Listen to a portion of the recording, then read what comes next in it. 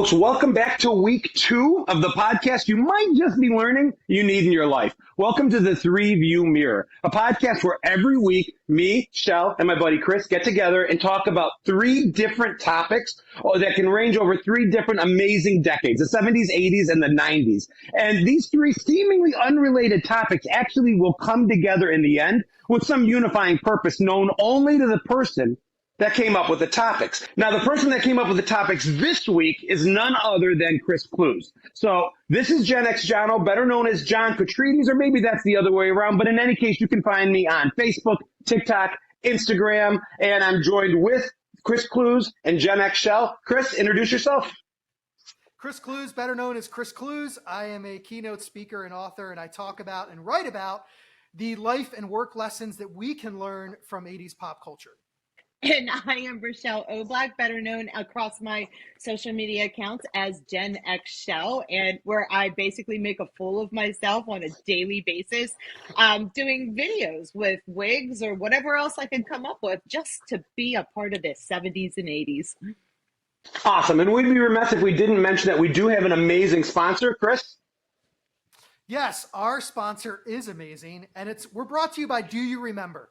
A global community made up of millions of people who are passionate about nostalgia and pop culture.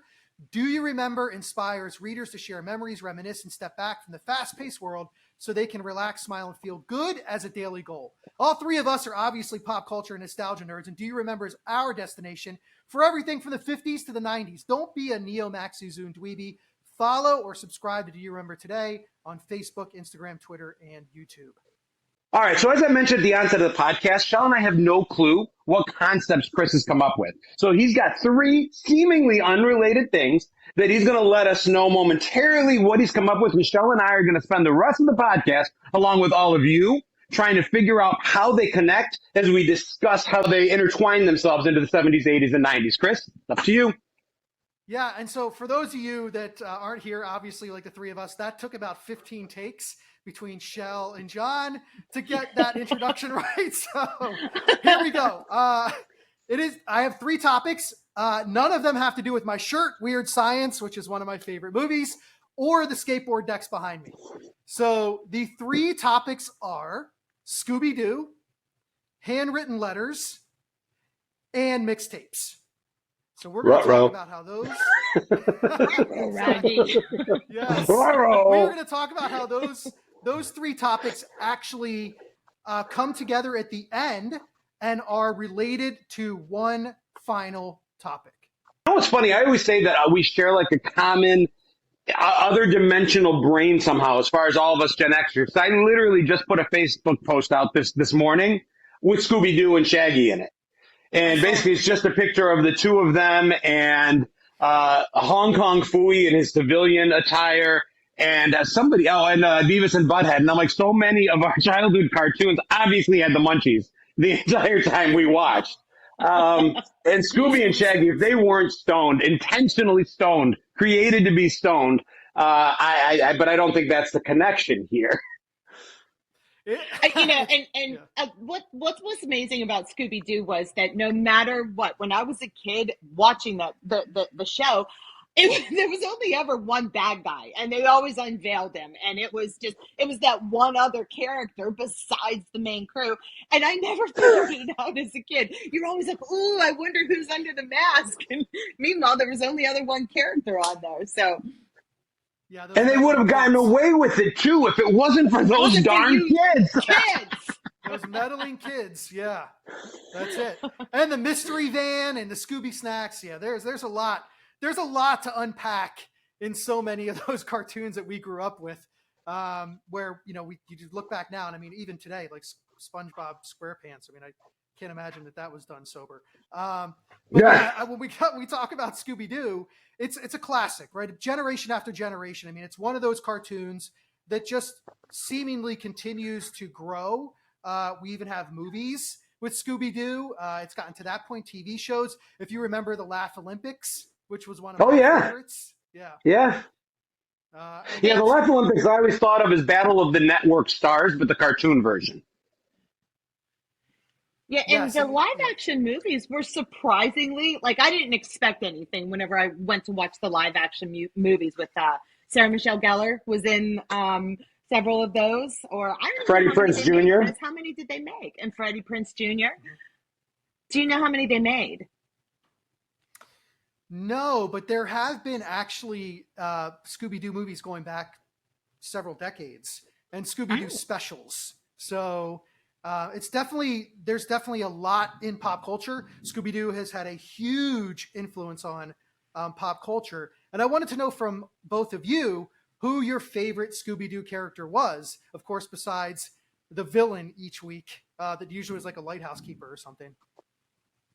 I was partial to Scooby. I loved. I mean, we went around talking like Scooby talks, and I'm going to embarrass myself and Raggy, and all that other stuff. I just loved it. He was my favorite. I was pretty boring. Like, I was the kid that really despised Scooby and Shaggy for screwing things up every week. I was the kid that hated Gilligan. Like, I'm like, they would have got off that damn island episode 3 if it wasn't for that moron. Why have they not drowned him in the lagoon by now and just gotten home? So for me, I always like the sensical, logical ones in the group. I guess except for the scarf thing that I don't even want to get into here, but I guess it would be Fred. If Scooby and Shaggy were stoners, they had another image in mind for Fred, I think. But you know what? It was always the way they ran too. Whenever Scooby and Shaggy were always running to keep up, there was something about it was like they used that same animation every single time as they were running all over the place. Yeah. So I'll tell you. So Filmation and Hanna-Barbera and a lot of the early cartoons, actually, you nailed it. One of the ways they stayed in budget. If you watch the Super Friends, it's almost one of the best examples of it. They had stills. They had animations that they would use over and over and over again. Change the backdrop to put them where they need them, but that running in place and taking off is one example of how they stayed in budget. They used the same exact clip over and over again throughout. That's interesting. And it makes sense. And I mean, obviously, like animation, if you've ever seen how it's put together, I'm still amazed at how prevalent animation was so early on in cinema, because it's really difficult to do. And I mean, obviously the tools make it much simpler today, but to think about the time consuming, especially when we think about the shows, the Christmas specials and, Santa Claus is coming to town and all that stuff. Well, yeah, that's claymation, right? So that was even harder. That was take it, take a picture, move it, take a picture, move it, take a picture. I'll tell you what, you mentioned the running in place though, real quickly. I still remember the first nightmare I ever had as a child, and I was probably 4 or 5 years old, probably 4 because it was before kindergarten, and my parents owned a diner. And I remember that I was outside the diner being chased by the Joker from Batman, and I was trying to get in the door because my parents were in the restaurant, and that's where I would have been safe, but I couldn't get in the door because Scooby and Shaggy were in front of the door also trying to get in, doing that running in place thing and not getting in, and I was behind them trying to get in before the Joker got me. 50 years later, 49 years, I still have that image of that dream in my head. No, speaking of nightmares, I actually knew a parent, like a modern day parent, that would not allow their kids to watch Scooby-Doo because they said it was give their kids nightmares. Like they actually said that they were not allowed to watch Scooby-Doo. And I started thinking about, some of our cartoons back in the day where I wasn't actually allowed to watch Woody Woodpecker because my parents had, Woody Woodpecker, the old one, because my parents considered it too violent at the time because he was so mean. So I guess no Tom and Jerry for you then either. I'm sorry. Did your mother understand that Woodpecker was a bird? They thought he was just mean-spirited, and I wasn't allowed to watch. Well, some peckers are. Now you just got us flagged on Facebook. I thought that's where she was going with it. I'm sorry. We're always going to end up here. You know that, right? We're always going to end up here. Someday, somehow, in the conversation, we're always going to go back to that. Sorry. All right, let's go back to Scooby-Doo. So for me, I'm going to take us back to Scooby-Doo, the topic of this particular segment here. And for me, I mean, I loved Scooby-Doo, but I really loved Shaggy because he was, to me, like he was so kind of chill, and he was so different from all of the other characters and so different from so many of the other cartoon characters that we had at the time. And, that's kind of why I really kind of gravitated towards Shaggy, because he was so weird and quirky, and he would disappear for a while and then he would come back and he would have this big smile on his face. And, just, I don't know. I was I always, want to. yeah. What's Shaggy doing? Super big bell bottoms, you know what I mean? I smell something coming out of that van. Yeah. So you mentioned that he's different from other cartoon characters, but for me, what was amazing is there was a Shaggy in a lot of the cartoons we watched. If you remember Speed Buggy, there was the mechanic that looked exactly like Shaggy in that. If you watch Jabberjaws, there was a character in that looked almost exactly like Shaggy in that. There was like Shaggies in a bunch of different of the cartoons we watched, and I always got them confused as a little kid. I thought Shaggy was in each of them. Shaggy was a megastar. Yeah, crossover king. Crossover, yeah, he was a megastar before megastars were even a thing. Yeah, and he was actually, and he was in a lot of different shows as well. And then, of course, like you mentioned, Fred with his scarf, but I always remembered Fred like for the sweater, because I feel like he was even though Fred was like kind of like I don't know what you would call him, like he was the guy that never really did anything wrong, but right. He was also the prototype look wise for all of the bullies in 80s movies. If he just had a sweater around his neck. The sweater, yeah. He would have been the bully in all the 80s movies. Yeah, with the sweater with the hand things, or with the sleeves tucked in each other over top the shoulders. Yeah. So there was Thelma. What was the other girl's name? The pretty one, the stereotypically pretty girl. Daphne. That was Daphne. Yeah. Daphne. Yes. Yeah, she was your stereotypical pretty one, and then Velma was your stereotypical nerdy one. And do you remember when she would take off her glasses in the cartoon and she couldn't see a thing, and then they would show the little dots for eyes because her eyes were actually magnified by the glasses? Yeah. Well, I remember like my older daughter now says the thing going through pop culture today when they talk about Scooby-Doo is this part where Thelma always had a crush on Daphne. Daphne always had a crush on Fred, and Fred had a crush on Shaggy. Yeah. I have not heard that. Where does the dog I've heard that too. Yeah, and it's. Kids think differently today. I mean, I'm not gonna. That's not what we're here to do, but they think differently, and that's where they took it. And I'm like, yeah, all right. Yeah, there were a lot of spin-offs too. I mean, remember when they started bringing in like Scrappy Doo? Remember Scrappy Doo? I love Scrappy Doo. You did? Was a cute little thing. Yeah. He was the Oliver of the cartoon world. Oh, that's so annoying. Literally Oliver from the Brady Bunch vibes. No. Yes. Scrappy Doo. Yeah. Oh. Yeah, Puppy Power. Puppy Power. I did like Scrappy Doo, and you mentioned. I think you mentioned earlier Hong Kong Phooey as well, which was one of my favorites. I actually have a Hong Kong Phooey t-shirt. #1 super guy.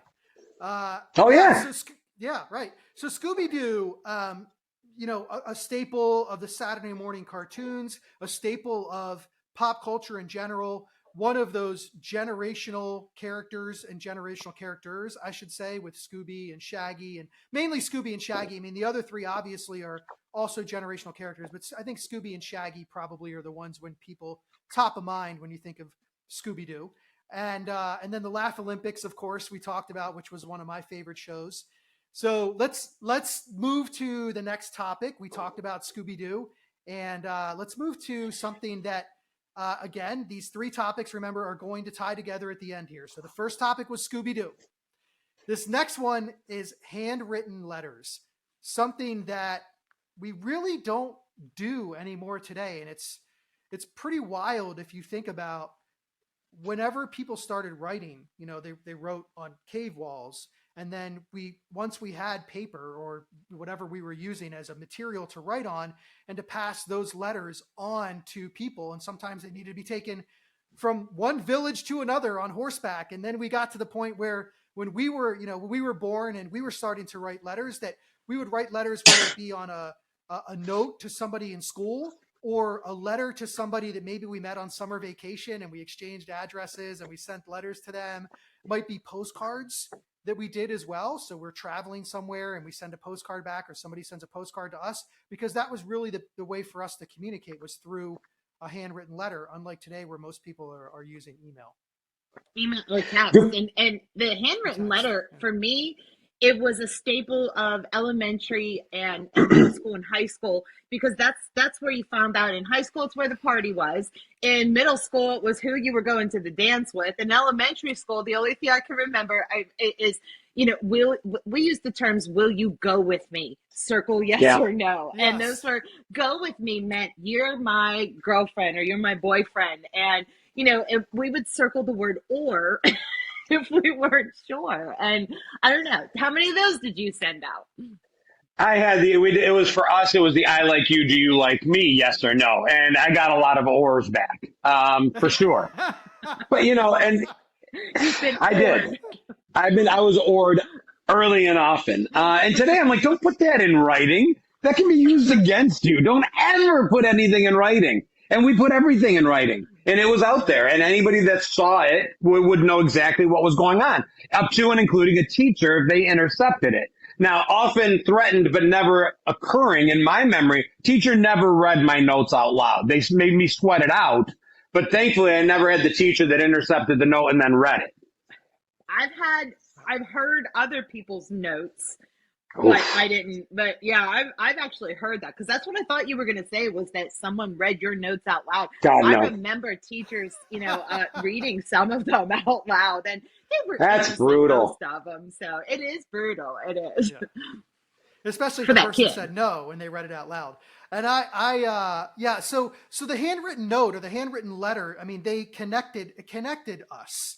It allowed us to connect with other people, which we do much obviously easier today through text and social media and email. We're able to connect with a lot of people, but back then we had to write a letter to one person or maybe a few people.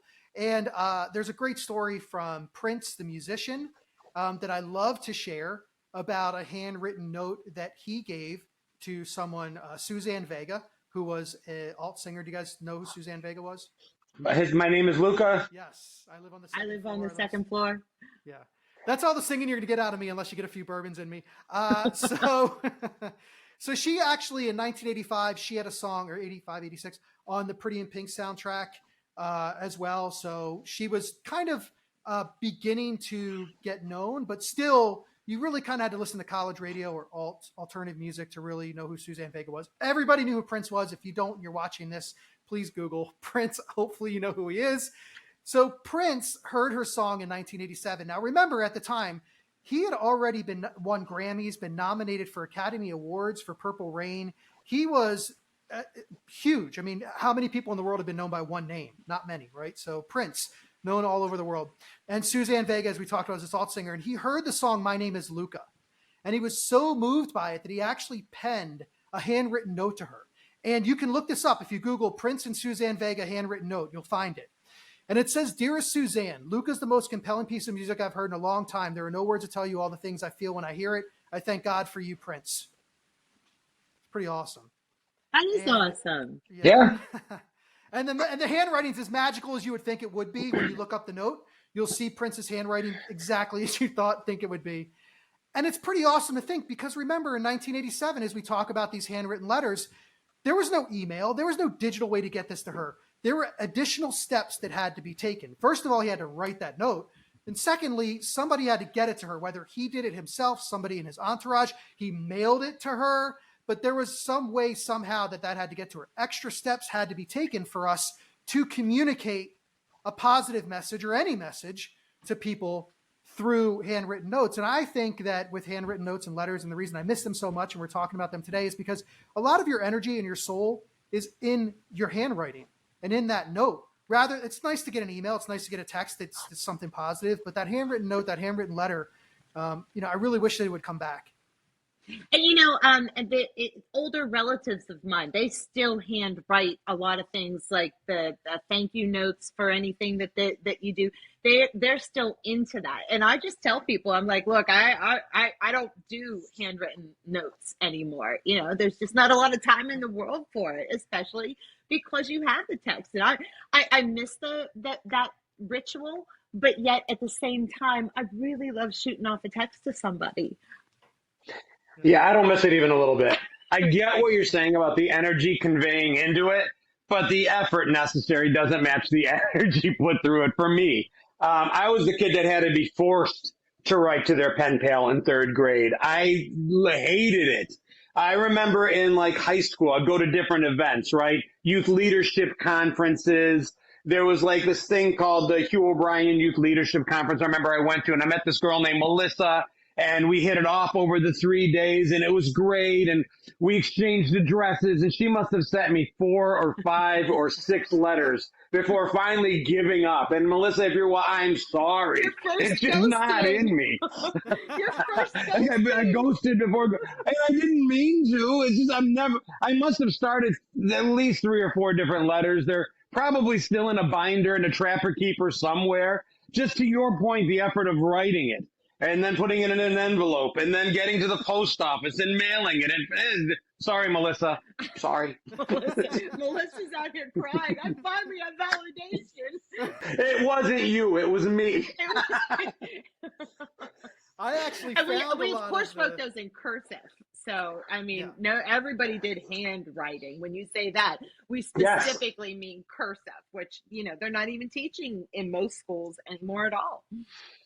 and I was No, there's a TikTok challenge now where young kids are trying to see if they can write their name without lifting the pen up from the paper.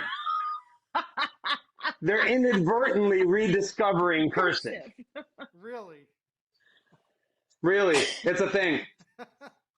I went when I was home cleaning out my mom's house, and I found a bunch of letters, handwritten letters that I wrote to crushes that I never sent. Aw, did And you? We need to see Aw. it. We see them, or it doesn't happen. It No. never happened. No, they're gone. They are gone. I'm so thankful. What do you mean they're Like, I gone? read them. I'm like, this is embarrassing. Like this is going in. You did not throw that away. How could you throw that As away? far as you know, I Really? threw them away. Yeah. They exist. As far I as threw you know, mine away after I found them, I don't know, 15 years ago. I didn't know I'd be on social media talking about this stuff. I threw all mine away. I thought, I don't even know who this, like you said, in the case of Melissa, you remembered her name at least. Some of the names were written there, and I didn't even remember them. So I was like, yeah, it's I think her name was Melissa Hoyt. Melissa Hoyt. No, Melanie Hoyt. Oh my God, I actually do remember. She lived in Colony, New York, near Albany. So somebody's going to forward this to her, and Melanie. she's going to say, wow. Possibly. I Quite finally possibly. found out. John Katrides wasn't ignoring me.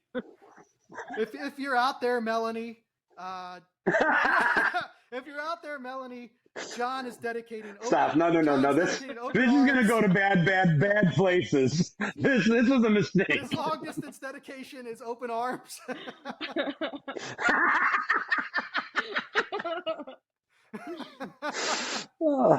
Now, so this goes off on another topic. Speaking of handwritten notes, when you were in high school, did you ever get? It was the handwritten note that was supposed to be, when you read it, it was supposed to be very I gotta think of a good word so we don't get banned. It was supposed to be very intimate. I never got one of those notes. No, there was a note about an alien. Never mind, you're not gonna get an alien took over the piece of paper, and then it was a very intimate note. And if you were holding it, never mind. Yeah, cut this out. You never got one of those. No, okay, no, never mind. I want to hear more of this. No. What the hell happened in Pennsylvania when you were a kid? Cowtails and alien notes? Supposedly, somebody wrote you a note, and it was an alien that took over the note. But the alien could disguise itself. The alien as took over the paper. note, or the alien took over the person writing the note? Yes, and the alien disguised itself in the paper, and then it would get very intimate with whoever was holding the paper. Get it? Like it was when you read it, it was a very intimate letter. So yeah, that must have been a country. So the alien is in the note. Like it's not like an invasion of the body snatchers thing where I'm pretending an alien took over me and now I'm writing an inappropriate note and giving it to you. It was a sexual thing. Like you got to cut that out. Where was the alien? What's that? It was in the notes. Where was the alien? Yes, the alien was like, I don't know, doing things through the paper to you. Like it was a weird thing. Yeah. And the words were on the paper. Is this making any sense to you as you're saying it? Okay, it's a legit memory. Okay, I'm not crazy. It's a legit memory, but the tiny little details are probably just lost to me now. Chris, if this is how the three connect, I'm never going to get the connection. I don't even we'll know move on anymore. Like, but I'm thinking this is a Shell cowtail thing, so I'm just going to nod and smile and say yes. All right. Yes, I absolutely remember. Yep. I mean, the anyway, only aliens that I remember in school were the little alien eraser heads that you could get from the school supply store. Yes. You guys had a school supply store? Yes. And you could get we did. the Scholastic Book Fair where you had like $3 and you went in and you got all your stuff and it was like, yeah, the alien eraser head I always had. I remember that specifically, but it never like talked sexually to me. Somebody out there is going to remember this. I'm telling you, somebody out there is going to remember this. Maybe one, just one. Yeah, probably somebody from your school.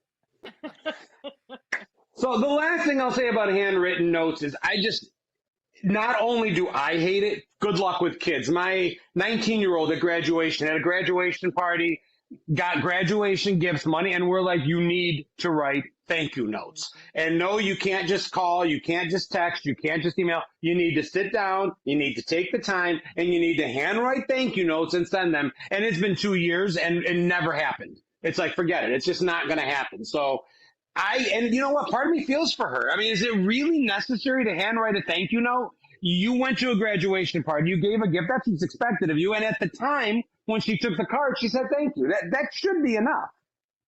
I will say this. I do agree with you when it comes to kids. However, I do think that it does make a difference in the adult world when somebody does get a handwritten note from you, particularly when it comes to maybe a challenge they're going through, or even if you're like, in charge of a team, to take the time to write a handwritten note, it does make a difference. People feel that, and I still believe that. And also, going back to the 80s, there were even these songs like Message in a Bottle by the Police. And, that's another thing that people, the messages in the bottle were always fun. I threw a couple of them out in the ocean. I have no idea where they ended up, but I definitely threw a couple in the ocean. I was, when you mentioned that, and I'm thinking about handwritten notes, I guess there are some handwritten notes today that I still appreciate because my husband in particular will leave me Post-it notes are our thing. You'll leave a Post-it note on the inside of the computer where you open it up and weren't expecting it. There's a nice little handwritten sentiment right in there, and or on the bathroom mirror. Those things do, I guess, they mean a whole lot more than a text does. Between two people. Yeah. I can see that. Yeah. Like my daughter, if my 11-year-old, I'll throw a Post-it note in her lunch bag sometimes, things like that. Yeah. Yeah, I would say that, my handwriting is terrible. It's the only thing I have in common with anybody who's a doctor is that my handwriting's terrible. Everything else, we have nothing in common, particularly when it comes to intelligence. But I'd still write them, and then I have to follow up with an email, like, just in case you can't read my handwriting, here's what it says. So, yeah. So I use both. I dabble in both. Okay. So we have Scooby-Doo. We have handwritten letters. And the final piece here that we're going to talk about are mixtapes. And my love for mixtapes when I was younger, I would sit at the radio and I would wait for a song to come on. Just like, MTV, you were watching the countdown and that's where you got your favorite videos. Or you literally had to sit there and wait to hit record. And that's how we did it with the songs as well. And the DJ's talking over it at the beginning, but trying to find those songs that you wanted to put onto a mixtape until we were lucky enough to have, 2 cassettes where we could record from one to the other. But that was later on. It was quite an effort to put together a mixtape. And I did quite a bit of them. Did you guys? I did. I didn't give a lot. Like, I was the biggest dork all through like middle school and probably ninth and 10th grade. You've seen the pictures across my social media. I was a very aesthetically challenged youngster. So like to make a mixtape and give it to a girl, or to our past topic, a handwritten note and give it to a girl, didn't really end well for me. But I would make mixtapes to commiserate in my own misery. So like when a girl circled or no, I wouldn't make a mixtape for When you her. were or. But I remember sitting there, yeah, and like coming up with the most angst-ridden songs in the world. And, you know, I honestly remember 90 minutes of Phil Collins' I Don't Care Anymore played back to back over and over again. And I'd put my Walkman on and I would pop it that tape. And I mean, not psychologically healthy behavior now that I think back. But I made mixtapes for me, as pathetic as that sounds. That is not pathetic. John, honestly, I think that was something that everybody closet did. I'm telling you, I know the girls did it, okay, because we're girls, obviously. Huh, But that doesn't help. challenge all the boys out there were probably doing the same thing, and they just won't admit it. So, bravo.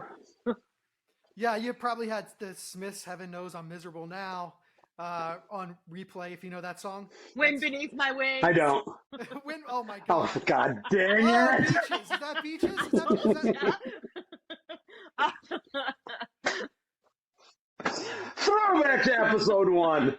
or, Uh, all of the we need a drink anytime Cowtails or Beaches gets mentioned. The person that started that needs to drink. We're gonna bring it in. And we'll get one for you, Chris. It's coming. or you had all of the what do we call it, like the candy rock metal ballads on there. There were Oh, those were huge. Yes. Extreme had one. Yeah. Slaughterhouse. Slaughterhouse, yes, Warrant. yes. Warrant Those Warrant were like- Heaven was a great one. Yeah. Yes. Heaven isn't too far away. I had Yeah. that one playing all the time, you know. But and then the other thing is 90-minute tapes. The cool thing about them was that was enough to get most of the top 40 countdown. Like it ran for a couple hours. So I remember what I would do is I would just tape. When it got to the top 20, I didn't wait to hit record. I just recorded the whole thing. When VCRs were a thing, I started taping MTV just so that I would catch the video I wanted to catch, so that I would have it. I just recorded constantly. This is going to be another one of those things where you're going to ask about where I grew up at. Oh no, here we go. But my sister and I, when we had our cassette tapes, we made mixtapes for ourselves, but we did a little playing with them. We pretended like we were on a newscast, or we pretended like we were the actual music DJs, and we would record a song. We would wait and record that song off the radio, and then in between we would, and we were the Casey Kasem of our own mixtapes, and we would give fake news or fake call-ins where you could call in, be the third prize to call in, or third caller to win a prize, and that's what we would do. I wish I still had one of those, maybe somewhere I do, but it was my sister and I recording, and we used that as a form of play, because if you think about it, that was our play on a rainy day. So yeah, that's not that bad, right? No, we did that. We pretended we had newscasts that we would do, and we would play and play act those things out as well. Maybe it's just future content creators that did that, and it was like foreshadowing. I don't know. We did it as well, but we would interview people. So, and then we would cut the piece of the song in as their answer. So, for example, like Jason from Friday the 13th, and we would say like, "What did you think when you took that harpoon and stuck it through the two people that were, having sex?" And then we would use like Huey Lewis, "Stuck on You." I'm so happy to be stuck on you. So we would do stuff like that. And we would interview like pop culture people at the time, and then the answer would be a piece of a song. So we did the same kind of thing, but just in a little bit of a different way. Had some fun with it as well. It's funny. It's like I said, I didn't like the handwritten notes as a kid. Didn't like writing because it took too much effort. But the effort I would put into my mixtapes, I wanted to make sure song A perfectly fit with song B as a transition. So I put a lot of thought into the order that the songs would be on the mixtape. It wasn't just a random 9 songs on the side of a tape. They had to kind of end where the other one began. And I would play around with the volume settings when I finally had the ability to do that. So a song would, dip out before the next one came in. And it's kind of like editing now. I find if I have a compilation that I do for videos, I do the same thing. I'm still that 12-year-old right now.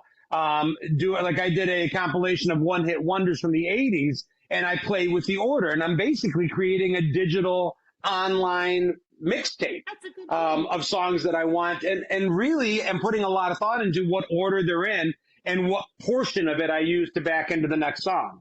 That's a really good point, John, because I do kind of the same thing whenever we're putting out our memories here when we're on social media. We're letting people inside of our head to see these are the things that I remembered, and maybe you remember them the same way. And that order did matter, whether it was the best song at the end or the best song in the middle.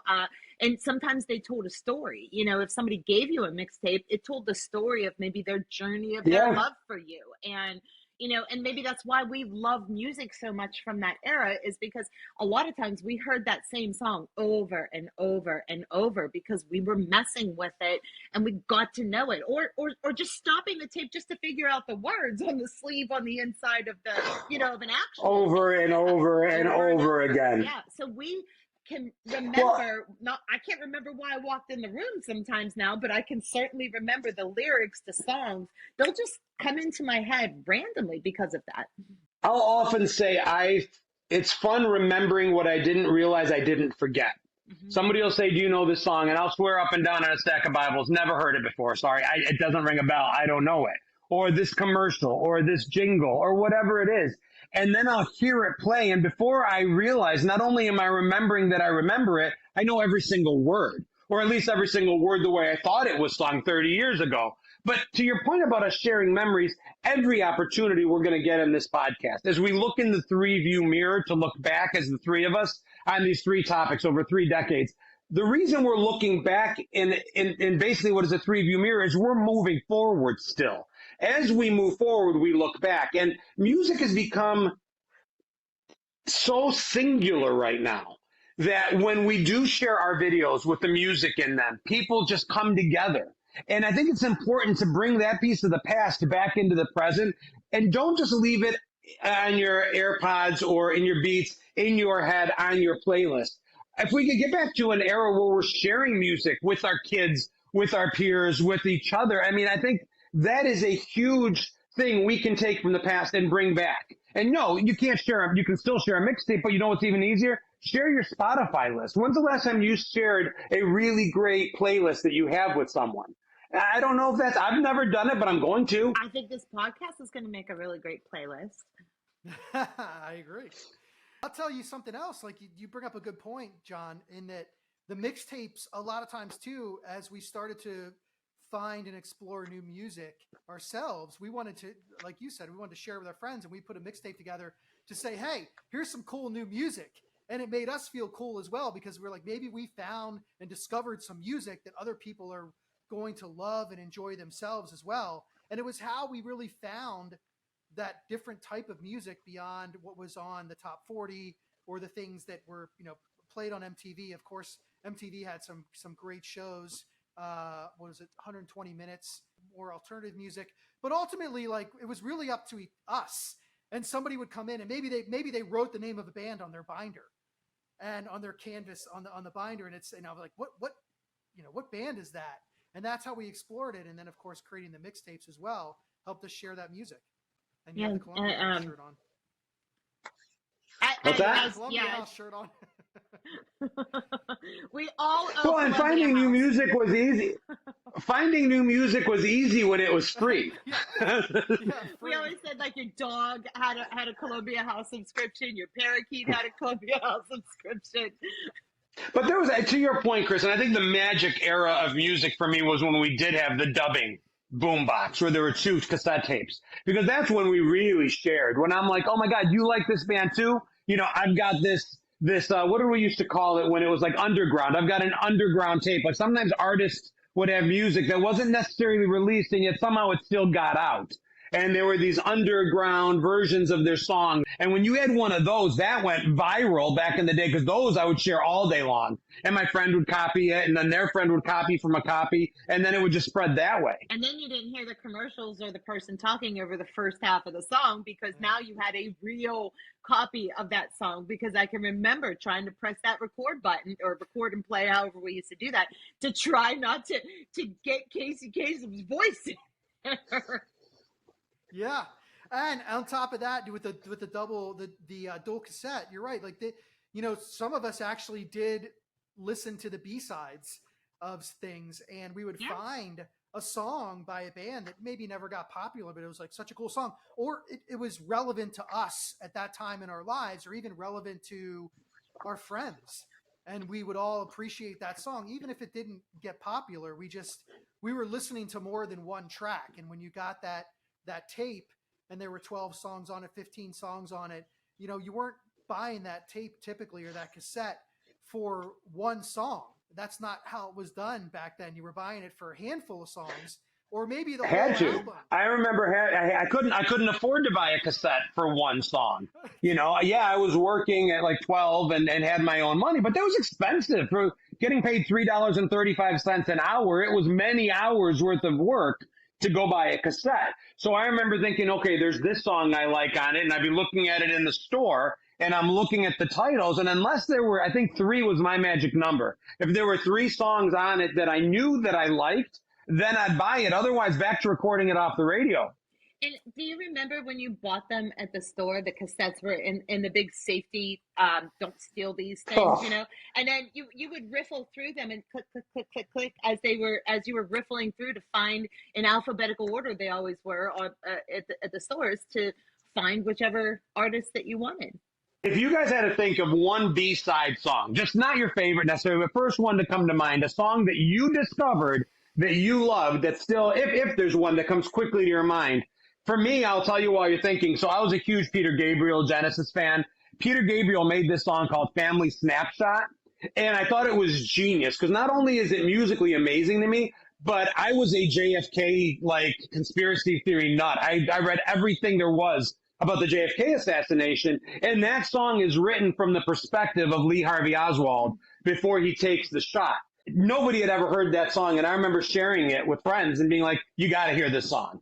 Oh, that's amazing. I've never heard that. I might have to look that up, but I can't think of a B-side. That awesome.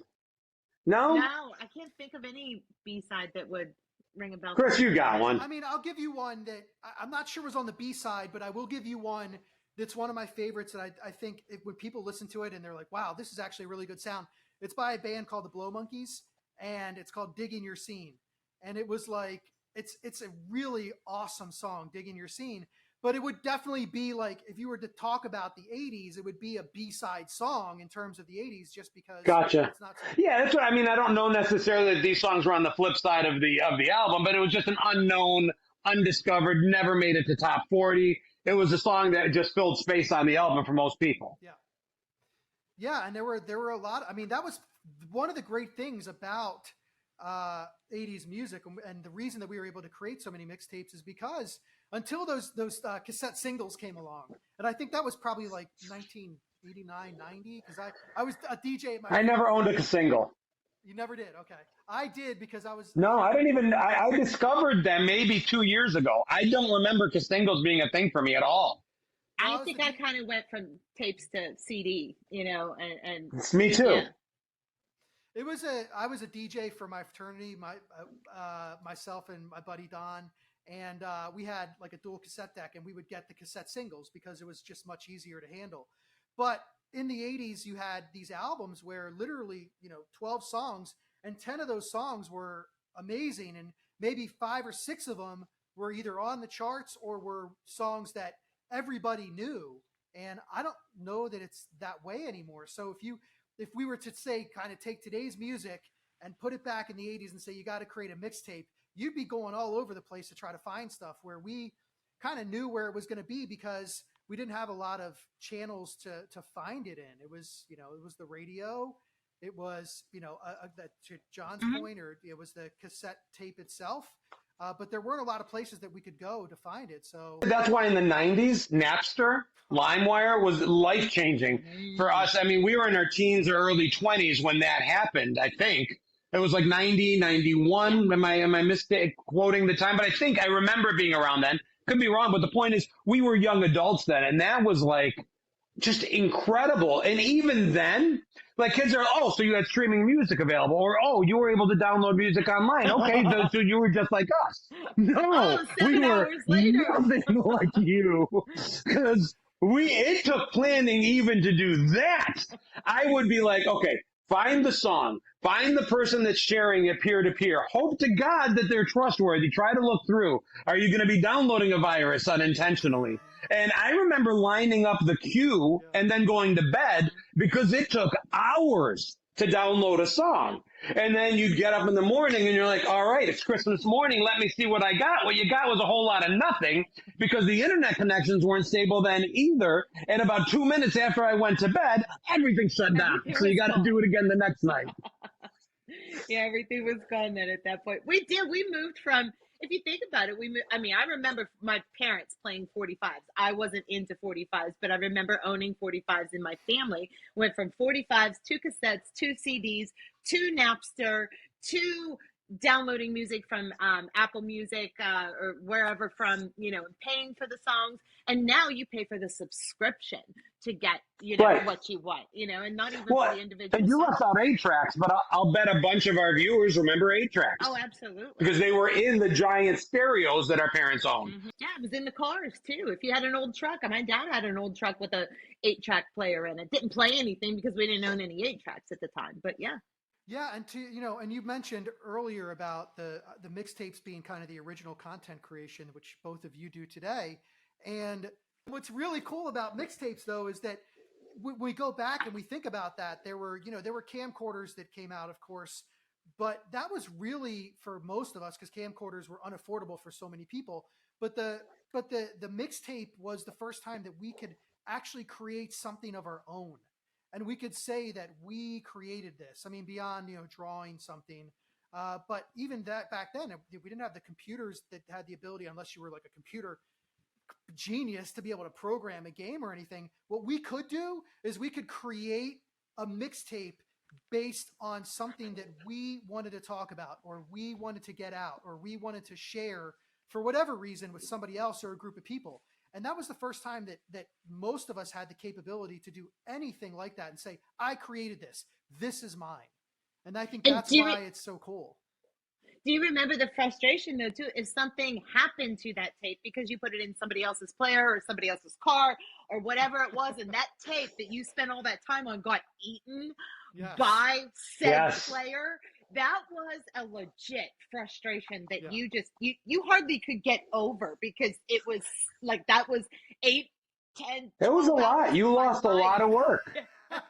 And what did we do? There was very, very little we could do to safeguard the fragility, the fragileness of our mixtape. But there was one thing we all did. When you made a mixtape and you wanted to ensure that no one would record over it, what did we do? Flick the little thingy and cut it. We had to pop the tabs out. And I'd forgotten a couple times, and I realized after the fact that I taped over my own mixtape.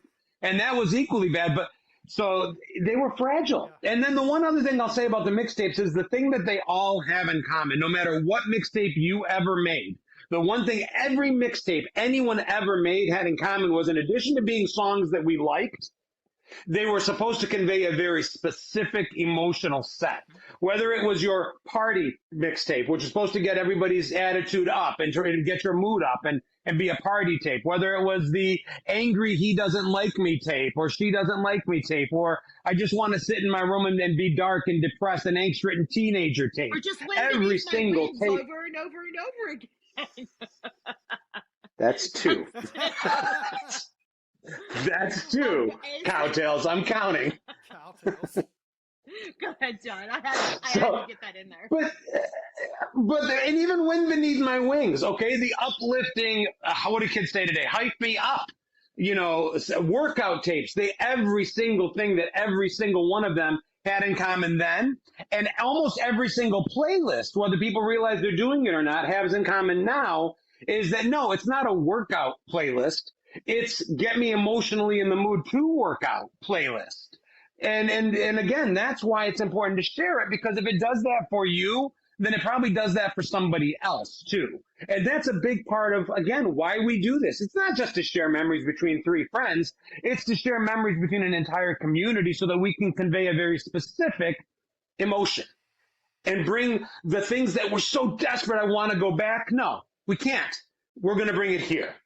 Yeah, we're conveying those stories in real time for you to remember, for you to process, for you to feel good about, feel happy, maybe sometimes even a little bit sad about, and make that a part of your today, because maybe you forgot about it, and maybe all of us are going to bring forth these memories for everybody, which I think is the entire point of our podcast. Yeah, and I want to go back to one thing about the mixtapes when Chelle was talking about how if it went into somebody's deck in their car and it started getting all screwed up, we were all very proficient with pens and pencils to be able to put it in there and try to reel it back in as much as we could and hope that we were able to save it, that it wasn't that messed up. Once it got eaten for whatever reason, in my memory, even if I got it back in the tape, it was going to get eaten again. There was a crinkle in there somewhere that when it passed over the tape heads, it was going to get it a second time. And I remember being so pissed once because once I had fixed it and it got ruined the second time, now it didn't just ruin the cassette. Now it was like jammed up into the boombox, and now I had to try to get that out. Yeah. See, I mean, this is, it's how effort. This is what, technology is amazing, what it does for our conveniences and what it does for our pop culture, and moving from mixtapes to Spotify playlists. I love it. So let's recap the three things that we talked about that all connect for this final fourth piece of our podcast. And we're going to talk about how they connect. So we talked about Scooby-Doo, we talked about handwritten letters, and we talked about mixtapes. And all three of these things somehow connect to this main topic. I got it. Okay. I think I might have it. I got you. I know it. You said a word that made me think of how these could be connected, and that would have been effort. That was the word that came to my mind when all of these things, the Scooby-Doo team took, maybe I'm thinking that one took effort to, they were always on a mission to find the story. And then I was thinking the effort of making a mixtape and the effort, the long gone efforts of being able to write a thank you note. So that was my thought. That came from your words, John. Was that your thinking as well? Yeah, and for me, it was the effort, and it was the effort based on the steps. So Scooby and his crew had steps that they had to take to solve the mystery, right? They came up with a hypothesis, they searched for clues, they put those clues together, they met, they discussed them, and then they worked their way to the big reveal. At which point, and I can only do this now in my 50s because my skin's elasticity is gone, but it's when they would take the mask and rip it right out of his face. The turkey neck. You froze right there for a second. I've been waiting to do that. I'm like, oh my God, I'm an evil guy on Scooby-Doo. I can take my mask off. You're the lighthouse keeper. That's meddling kids. I've been waiting to do that the entire podcast. So it took steps. And then again, steps that Chris mentioned as far as getting a letter out. We had to take the time to get the paper, the pencil, the implements, write it, put our thoughts on the paper, find a way to get it to the person that was going to receive it.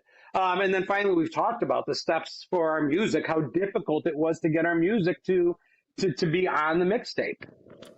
So I love where both of you went with that. We're not right. I love where you went with it. I think it makes absolute sense. However, you have to think about No. You got to think about where I come from. Movies and pop what culture. I talk about, pop culture. And so these three things all tie to someone and something in pop culture that was huge for all of us, particularly on a Sunday morning. Was Prince on Scooby-Doo? Well, I was going to say, I mentioned Casey Kasem 2 times, and I was thinking because Casey Kasem, he was Shaggy. And it was Scooby. He was on Scooby. He was the Scooby-Doo voice. Long distance dedication. Handwritten letters. A personal love letter. Yes. Dude. Mixtapes, because we listened to Casey Kasem to get all those songs on our mixtape. Well, not just that, yeah. And oh my God, dude, that is so awesome. Because I'm like, oh, Clews, what made it too easy. It's like halfway through, I got this. I'm like, oh my God, I totally didn't get it. Yeah. So he was Shaggy for 15 years, and then he left Yeah. because he was a vegetarian or a vegan, and they asked him to voice Shaggy for a Burger King commercial, and he said no. And so he left for 5 years, and then he actually came back when they agreed to make Shaggy a vegetarian again or a vegan again. So he was the voice of Shaggy, along with he did a part in Hong Kong Phooey as well, believe it or not. So he was doing a lot of voiceover at the time. The handwritten letters, of course, like there was Hong Kong Phooey, Shaggy, Robin on Super Friends, multiple characters on the 80s Transformers cartoon. Yep. He was actually the Boombox guy's voice, I think. And he was also so like he was actually he was the only Transformer that could actually make a mixtape. There you Another connection. He was also on the dating game. Before he hit big, he was on the dating game, like so many people were. He had a little cameo in Ghostbusters. He was in Hawaii Five-0. He was in Beverly Hills 90210, Saved by the Bell, Charlie's Angels. Like he was out there all over the place. But for me, the Shaggy voice is really what we all, besides the American Top 40, knew Casey Kasem for, is that he voiced Shaggy. So that's where I am so bummed. I thought I nailed this. I feel like I lost. It was right there. I had a tiny clue, but then I couldn't quite get the written letter part to fit in, because as soon as I mentioned Casey the second time, I thought, oh, wait, there's a connection to Shaggy. And I was actually even going to mention it, thinking that it didn't have anything to do with part 2. Yeah, and the handwritten letters, I mean, that was the only way for people to get their long distance dedications to Casey. And they came from all over the world. And you can you can Google Casey Kasem's dedications, and you can listen to some of them. And they literally came from Malaysia. I mean, all over the place. That was every state in the union, every country in the world. I actually saw one when I was doing my research, where there's an article about a guy who wrote to him, and he played the long distance dedication to this girl. She never heard it. She said, we listened, my sister and I listened every Sunday, and that Sunday we didn't listen for whatever reason. And it was probably 15 or 20 years later that someone uncovered it. And then the two of them got together. Now, they're both married and they met each other's spouses, but there's pictures of them at a high school reunion with their spouses. And it's pretty wild to see, like 25 years later, that this long distance dedication was still out there. And it was pretty cool. So I thought it was like awesome. Like that whole, I mean, I always loved the long distance dedications. I thought they were really cool anyway. They were like the beautiful.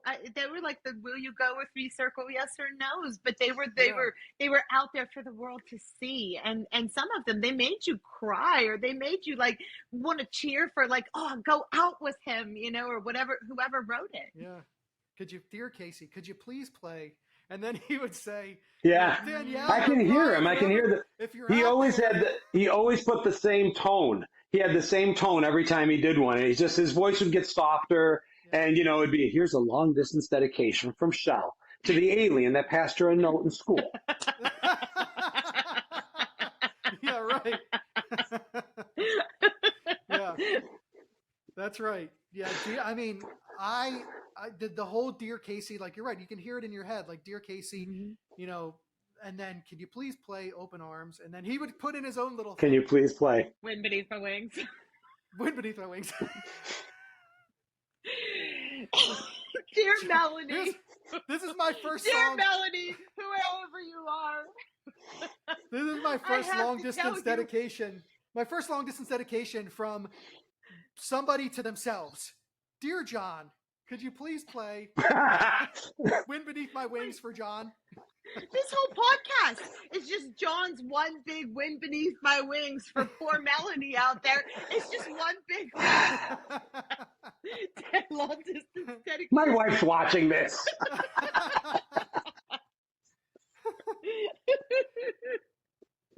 Oh, come on, John. You were 12 or so. You can't help it. And bringing these things forward into today. You know, we're looking back at all of these things, but bringing it into today, this is some of the things that we got to go back sometimes and say, you know what, I might just write a little handwritten note to my wife, to my husband, and say, you know, hey, you mean the world to me. I'm going to do my Casey Kasem for you. And remember to do that. It may take a few more steps, but then again, as we were talking about steps throughout and we were coming up with that effort thing, first thing in my mind was sometimes those efforts are actually a little less effort, you know, take a less effort than some of the technology. I mean, you know, we had technology trouble here at the beginning because I couldn't put do not disturb on my phone. Me, old people stuff. I couldn't put do not disturb on. It took me longer to do that than I probably could have wrote a letter to Casey Kasem, like to Melanie. We could have wrote a letter to Melanie a long time ago. Okay, so as we wrap up here, let's just go back really quick and talk about, we had 3 things that all connected to our final segment and gave us the answer. The decoder ring that we always talk about. You had your decoder ring out trying to figure out how all these 3 things connected. It was Scooby-Doo, handwritten letters, and mixtapes. And they all connected to Casey Kasem's American Top 40 because he was the voice of Shaggy. He was also the long distance dedications that the handwritten letters came into, and mixtapes that we did when we listened to American Top 40. I do want to mention a quote from Casey Kasem that he said as he wrapped up his career with American Top 40. And this is relevant because this is only our second or third episode together, I think. And we all just kind of met beforehand. And I want to say this is what he said when he was wrapping up. Success doesn't happen in a vacuum. You're only as good as the people you work with and the people you work for. I've been lucky. I've worked for and with the very best. And I feel like that's where we all are today as we start to launch this Review Mirror podcast, that we're all working with the very best. And I cannot wait to see where this takes us. That's my long distance dedication to 2 of you. Chris, my long distance dedication would be the exact same words. I would have circled yes. That's what I'm doing. I am circling yes. To quote Patrick Swayze, ditto. Gentlemen, it has been an absolute pleasure today to talk with everybody. Chris, you were an amazing host. We thank you both very much. You really tricked us with that one. But before we sign off, I'd like to give a little extra shout out to our sponsor at Do You Remember? Do You Remember is a global community of people who just love nostalgia, similar to the 3 of us and all of our audience listeners. So with that, next week, I will be your host, and I'm signing off. This is Rochelle. John John Catrini signing off, saying thank you once again for joining us for this week and for all others. Keep your feet on the ground and keep reaching for the stars. And this is Chris Clews signing off as well. Stay rad, everybody.